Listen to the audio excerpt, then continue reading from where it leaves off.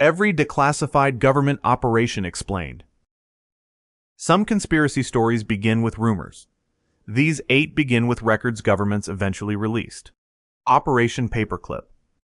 The Second World War ended in Europe, but the race for German science had already begun.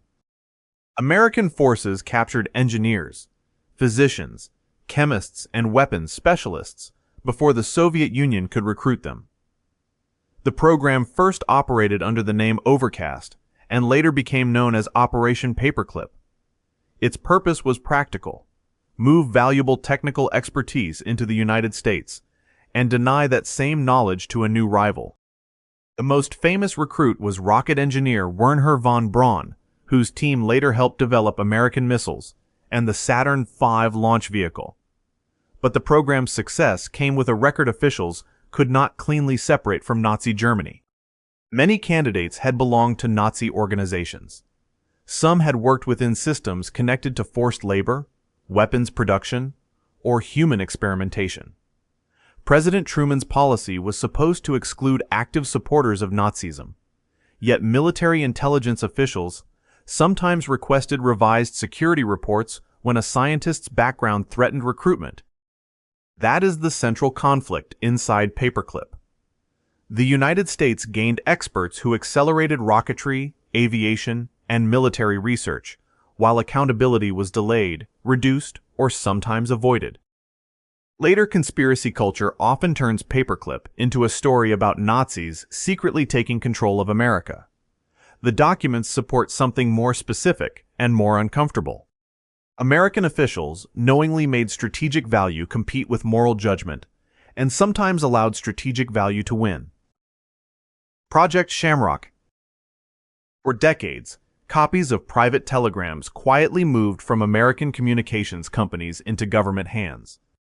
Project SHAMROCK began near the end of the Second World War and continued into the 1970s. Major telegraph companies provided access to international message traffic passing through the United States. What began as wartime intelligence collection grew into a long-running system that operated without the public understanding its scale. Analysts were not manually reading every telegram as it arrived. The greater power came from bulk access. SHAMROCK supplied an enormous stream of communications, while related watch list systems, such as Project Minaret, helped analysts search intercepted material for selected names, organizations, locations, and phrases. The watch list requests came from agencies including the CIA, FBI, and Secret Service, while NSA analysts performed the searches. The stated target was foreign intelligence, but messages involving Americans entered the same collection system. During the Vietnam era, watch lists included anti-war activists, civil rights figures, journalists, and other people whose connection to foreign threats was often weak or disputed. SHAMROCK remained hidden until the Church Committee investigated intelligence abuses during the 1970s. Its discovery revealed that mass surveillance did not begin with satellites, smartphones, or the internet. The basic model already existed. Private companies controlled the communication network, while a secret government arrangement opened a path through it. Project SHAMROCK does not prove that every private message was always monitored. It proves something narrower and historically important: a surveillance system can become enormous before the public even knows it has a name. Operation Sea Spray. In September 1950, a Navy ship moved along the coast near San Francisco and released bacteria into the air.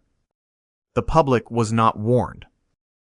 Operation Sea Spray was designed to measure how a biological agent might spread through a major coastal city. The Navy released clouds containing Serratia marcescens and Bacillus globigi, organisms military planners believed were harmless enough to serve as substitutes for biological weapons. Winds carried the material across the Bay Area, allowing researchers to estimate how deeply an enemy attack could penetrate an urban population. The experiment succeeded as a dispersal test. That is exactly why it became disturbing. Soon afterward, doctors at a San Francisco hospital identified an unusual cluster of Serratia infections. One patient died. The connection between the test and those cases remains disputed, and later reviews did not establish the death as a proven consequence of sea spray. But the experiment exposed a larger failure that does not depend on that single causal claim. An entire city had been used as an unwitting test environment. Military researchers believed the organisms were safe. Modern medicine recognizes that Serratia can cause serious infections under certain conditions, particularly among vulnerable patients. Sea spray is sometimes presented online as proof for every theory involving mysterious aircraft or chemical trails. The documents do not support that leap. What they confirm is serious enough. Government planners secretly exposed a civilian population because they considered the risk acceptable, and the people beneath the cloud were never asked. Project Azorian. The ship looked like an experimental mining vessel. Beneath it, a mechanical claw was descending more than 3 miles into the Pacific. In 1968, the Soviet submarine K-129 disappeared with its crew and nuclear-armed missiles.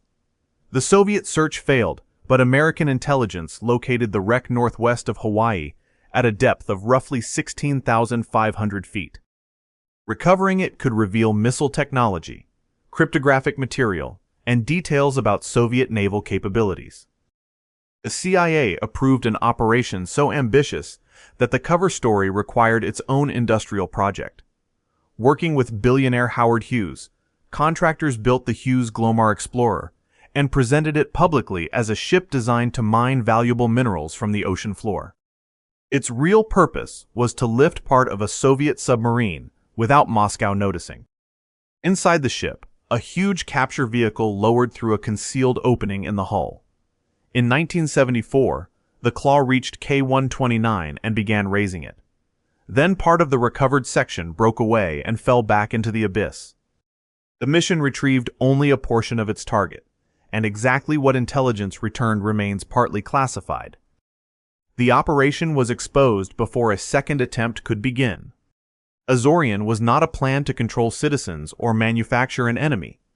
It was a genuine intelligence operation built around engineering, deception, and an extraordinary cover story. Its importance is different from the darker programs in this list. It demonstrates why some conspiracies sound plausible. Governments have actually constructed ships, companies, and public explanations to conceal operations that seemed almost impossible. COINTELPRO. The FBI did not merely watch some political groups. It tried to weaken them from inside. COINTELPRO, short for Counterintelligence Program, began in 1956 against the Communist Party USA. It later expanded to include the Socialist Workers' Party, white supremacist organizations, the Black Panther Party, parts of the civil rights movement, anti-war activists, Puerto Rican independence groups, and other targets the Bureau considered threatening. Some investigated organizations promoted violence. Others were engaged primarily in lawful political activity. COINTELPRO often blurred that difference. Agents and informants infiltrated meetings, encouraged internal suspicion, mailed anonymous accusations, spread damaging information, contacted employers, and attempted to create conflict between leaders and organizations. The goal was not always to gather evidence for prosecution. In many cases, the objective was disruption. Isolate a target, destroy credibility, break alliances, and prevent movements from growing. The program became public after activists burglarized an FBI office in Media, Pennsylvania, in 1971 and sent stolen documents to journalists.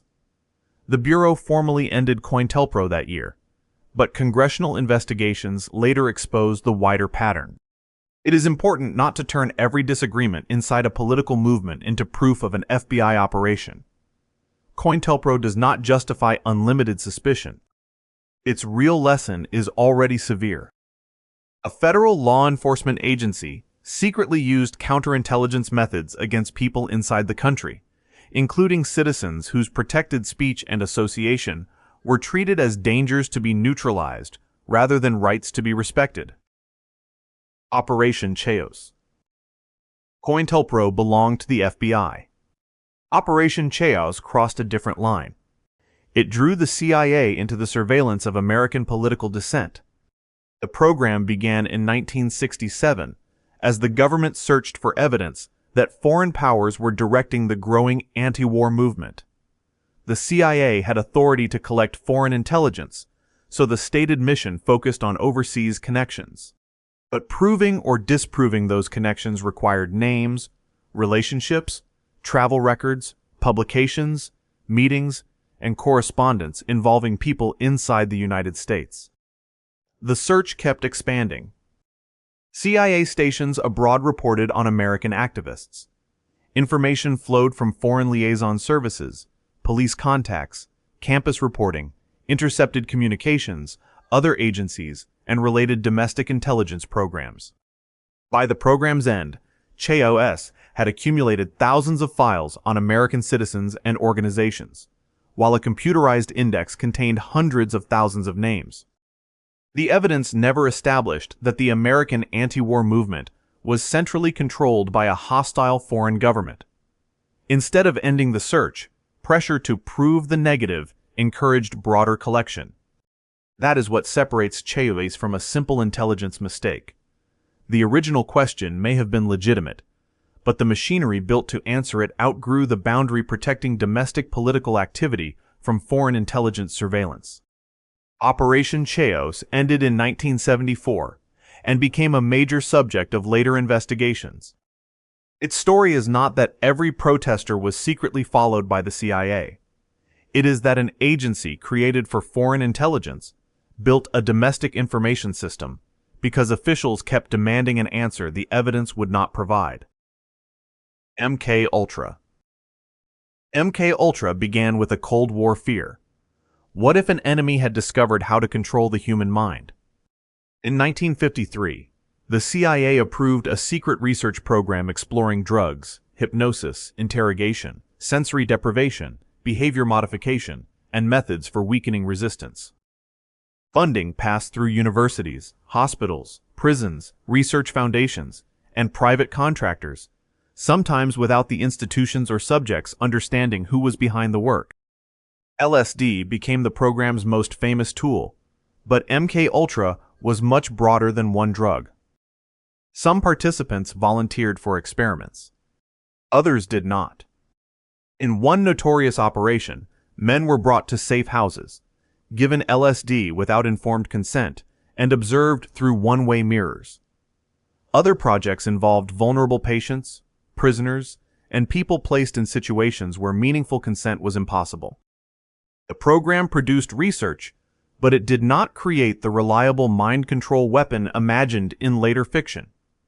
Human behavior proved difficult to predict, results were inconsistent, and many experiments were scientifically weak, as well as ethically indefensible. In 1973, CIA Director Richard Helms ordered many MKUltra records destroyed. Surviving financial documents were discovered years later, allowing investigators to reconstruct only part of the program. That missing record helped legends grow. Claims about programmed assassins, celebrity control, and perfect personality replacement go far beyond the surviving evidence. The documented truth needs no exaggeration. The CIA funded secret experiments on human behavior, exposed some people to drugs without consent, and destroyed records before the public could fully examine what had been done. Operation Northwoods. Operation Northwoods is often described as a false flag attack carried out by the United States. That is not what the documents show. In 1962, senior military planners prepared proposals for creating pretexts that could justify American intervention against Fidel Castro's Cuba. The suggested scenarios included fabricated or staged incidents involving aircraft, ships, terrorism, and attacks that could be blamed on the Cuban government. The purpose was psychological and political. If the public and international community believed Cuba had attacked first, military action could be presented as a response rather than an invasion. The proposals reached the Joint Chiefs of Staff, but they were not approved by President John F. Kennedy and were never carried out. Northwoods remained a planning document, not an executed operation. That distinction is essential. Showing staged incidents as though they truly happened would turn a documented proposal into fabricated history. But rejecting exaggeration does not make the document harmless. Northwoods demonstrates that senior officials were willing to formally consider deception involving civilian fear and manipulated evidence as a pathway to war. The most disturbing part is not an internet theory added decades later. It is the language inside the actual planning record. Northwoods also shows why historical status matters. Proposed, approved, and executed are not interchangeable words. A government can study an extreme option without adopting it, and civilian rejection is part of the evidence. The conspiracy is not that Northwoods happened. The confirmed history is that it was proposed at a high level and stopped before the proposal became reality.